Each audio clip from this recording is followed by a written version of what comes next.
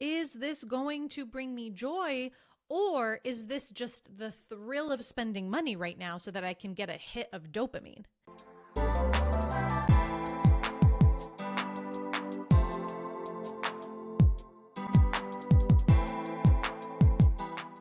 Hey, business owners, welcome back to the podcast.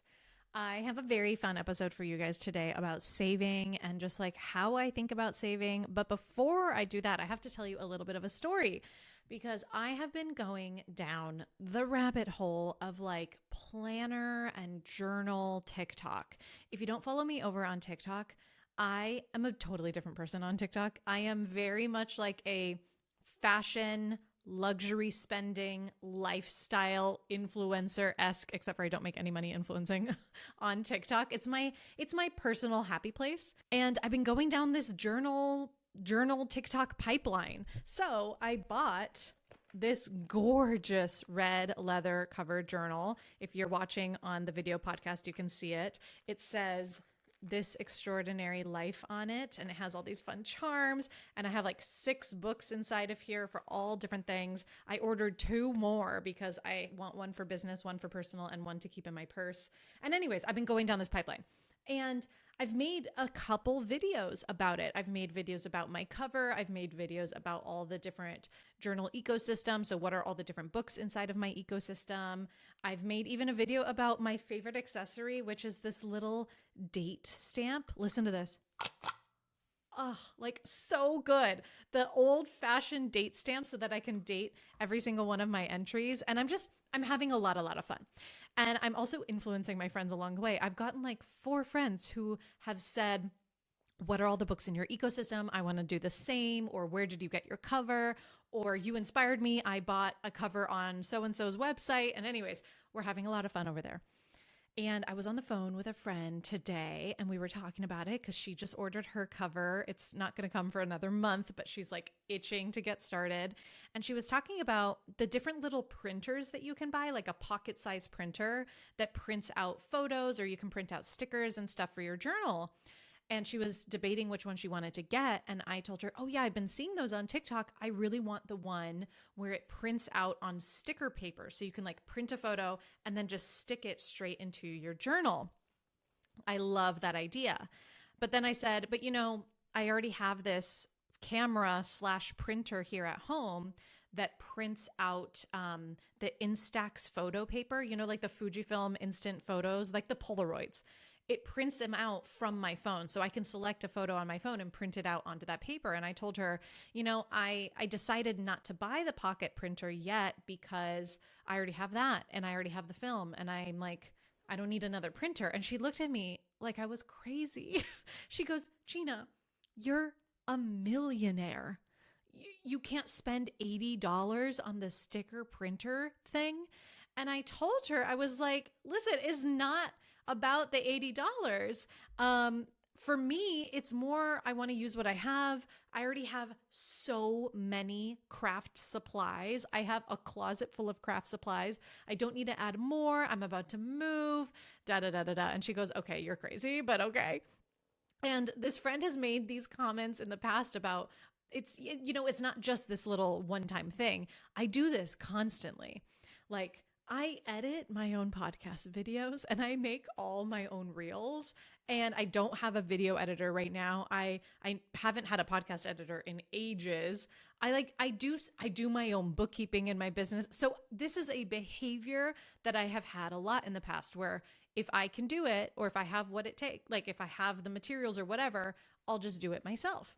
And she thinks I'm crazy and funny and whatever. So anyways, we realized as we were talking, or I realized as we were talking, it's not about the saving of the money. It's not about the dollar amount that I'm saving. It's about the general lifestyle. And so when I sat with it, there's kind of like 2, maybe 3 groups of types of spending in my life across my personal life and my business. And this is how I make spending decisions. So in my personal life, there's 2 types of expenses that I might have: utility or joy.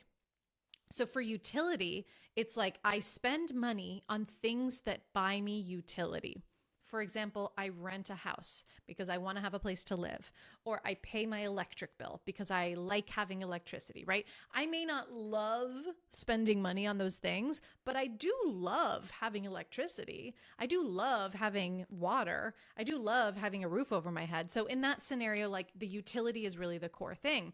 And I'm always asking myself, is the utility I'm getting worth the price? Because sometimes there's things that are fixed or semi-fixed, like rent. I'm not going to be able to necessarily change my rent fee quickly besides moving. But there's other things that are not so fixed. I can decide what groceries I buy every single week. I can decide where to send my kid to school. I can decide what medical insurance we buy, right? There is a lot of choice in there. And I'm really clear on, I only buy things that I find utility in. I don't waste my money on stuff that I don't find that I get value out of. And then the second group of money spending things in my personal life is joy. So it's either bringing me utility or it's bringing me joy. And for joy, obviously it's a lot harder you can't necessarily quantify it, but I really sit with, is this going to bring me joy? Or is this just the thrill of spending money right now so that I can get a hit of dopamine? Is it that I actually want this thing that I'm buying long term? Or is it that I just want to feel good in the moment? And I'm really, really good at not spending money on things that are just for that quick hit in the moment. So going back to the printer, I'm like, yeah, and I do like the idea of printing out stickers. I have something already that kind of fits that utility. And I don't think it'll bring me all that much more joy compared to the printer that I already have. So yeah, I can afford the $80. That's not the problem. But I would rather not spend money on something that isn't going to bring me a lot of joy compared to the price. Now in business, it's a little bit different. In business, is this solving a problem? Is this solving a problem that my business has right now? And I've talked ad nauseum about that. We have the spender series. We've talked about it in lots of different episodes, but my philosophy is that you should only spend money on current problems. You shouldn't spend money in your business on future problems. You shouldn't spend money in your business because you're bored or because you want to buy an identity or because you're people pleasing or because you're feeling left behind. So in the business, it's current problems, but at home, it's utility or it's joy. So going back to the personal finances, right? I want to love everything that I own. And of course, I'm not 100% there, but generally speaking, I love all my things. There are things that I have not loved in the past and I do not rebuy them. I want to make sure that I love all the things I own, but I also want to make sure that I'm not creating more clutter that is not going to be utilized. And I want to make sure that I am cognizant before I make the purchase that every single purchase has ongoing cognitive load and maintenance. So with the printer, it's cool to set it up, but I'm going to have to remember to charge it. And that's another item that I have to charge.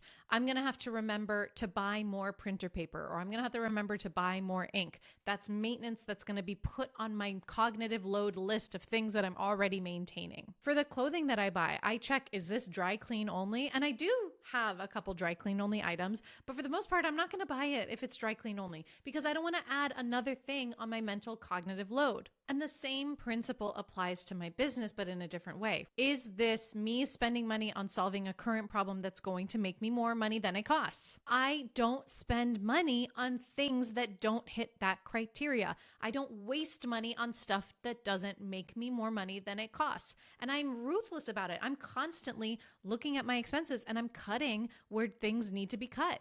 And again, it's not because I can't afford the extra $50 on that software solution every month. I can afford it. But the reason I can afford it is because I'm so good at cutting costs and I'm so good at keeping up with, is this really necessary in my life right now? Now, there are no right or wrong ways to do this, but I have noticed that there's kind of two approaches. So there's the abundant spender, if you will, where they say, if I can afford it, then why not? I have met those people. I am not that person, but I've definitely met those people, and those people can be very wealthy. Those people can also be very, very broke. It's the person who says, I work so hard. I make this much money and I've worked hard to make this much money. So if I can afford it, I'm going to buy it and I'm going to love it. On the other hand, there's more the intentional spender. That's the person who says, does this align with my bigger picture, whether I can afford it or not? And similarly to the abundant spender, this person can be wealthy and this person can be broke. There's no right or wrong way to approach this. I'm not saying that if you think I buy it because I can afford to, that you're wrong. You're not. The key is that, are you conscious of your decision making? Are you conscious of your spending? And are you spending on purpose and in a way that you like? I always tell my clients, the way you spend your money is the way you spend your life. So if you don't like your life, take a look at your spending. It's probably not adding up, babe. But if you love your life, including your financial results, you're probably spending really in accordance with your values. So before you buy the next thing on your wish list or the next thing that jumps into your cart, which believe me, I have wish lists that are very, very long, I want you to ask yourself, is buying this me just trying to get a quick hit of like, ooh, I feel good? Or is this actually something that I really want that will bring me a lot of joy or that will bring me a lot of utility? The other thing I would love for you to ask yourself is, what has to be true about this purchase for me to still love it 6 months from now? An easier way of saying that is, am I still going to love this 6 months from now? Especially when you're buying a material thing. And then if you want to be more like me, which you might if you're listening to this podcast, just remember the way I'm thinking about saving is, it's never about the dollar amount. I can afford everything I want. Actually, that's a really good way of putting it. That's actually my thought. My thought is, I can afford everything I want, but I need to make sure I want it before I buy it. So if you're finding that you are overspending and regretting it, or if you're finding that you're not hitting the savings goals that you want, I would just double check. Do you believe you can afford everything you want and therefore you buy everything?